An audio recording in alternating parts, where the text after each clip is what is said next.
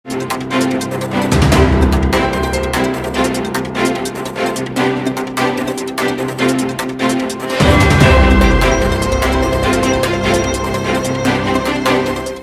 देख रहे हैं भारतीय मीडिया न्यूज चैनल।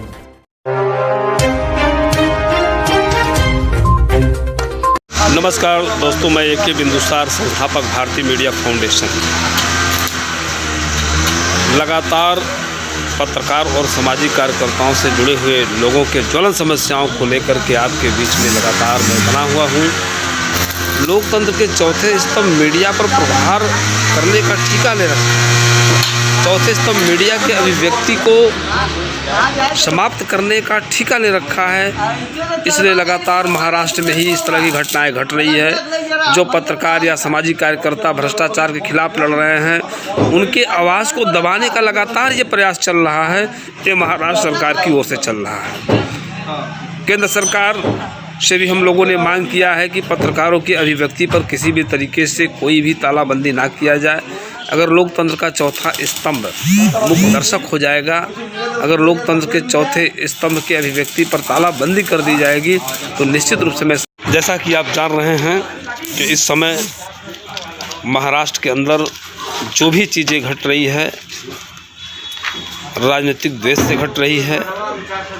अभी तक आपने देखा कि महाराष्ट्र में अर्नब गोस्वामी के साथ जो हुआ, ठीक उसी तरह नया प्रकरण सामने आया है।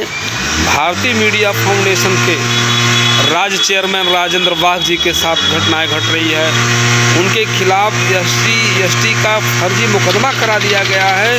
उनकी गलती सिर्फ यह थी कि वे महाराष्ट्र में किसानों के उत्पीड़न के सवाल पर आवाज़ बुलंद करते थे, गरीबों मजलूमों की आवाज़ पर बन करके उनकी आवाज़ को बुलंद करते थे, बहुजनों की आवाज़ को बुलंद करते थे। और ऐसे जो है भ्रष्टाचार विरोधी व्यक्ति के ऊपर अंकुश लगाने के लिए कोई दूसरा रास्ता नहीं मिला, तो फिरका परस्तों ने कुछ लोगों को सामने लाकर ST का मुकदमा करा दिया। सिर्फ उनके ऊपर नहीं, बल्कि उनके पत्नी के ऊपर, उनके पिता के ऊपर, उनके माता के ऊपर, पूरे परिवार के ऊपर जो है इस तरह की जो है मुकदमे कराई गई है। क्या मेरे पत्रकार साथियों, अगर आप इसी तरह दबे रहेंगे, इसी तरह शांत बैठे रहेंगे, तो अभी राजेंद्र वाघ जी के ऊपर हुआ है, और आने वाले समय में आप जैसे तमाम पत्रकारों की अभिव्यक्ति पर ताला लगाने के लिए आपके ऊपर भी फर्जी मुकदमे किए जाएंगे। और आप निश्चित रूप से सपने में भी ऐसा नहीं सोचते होंगे। इस बात को आप समझिए।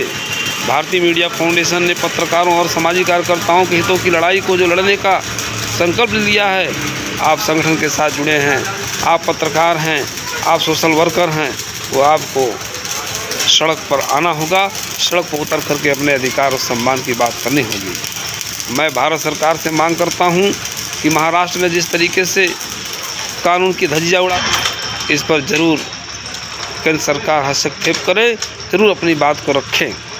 और दूसरी ओर नासिक ज़िले में जिस तरह से भारतीय मीडिया फाउंडेशन के राज्य चेयरमैन राजेंद्र वाघ जी के ऊपर फर्जी मुकदमे करके उनके पूरे परिवार को फंसाने की कोशिश की जा रही है, तो ऐसे स्थिति में मैं केंद्र सरकार से मैं मांग करता हूं कि उपरोक्त बिंदुओं पर ध्यान दें और पक्ष और विपक्ष दोनों का नार्को टेस्ट करा करके इस बात को सामने लाए कि गलती किसकी है, इसमें दोषी कौन है।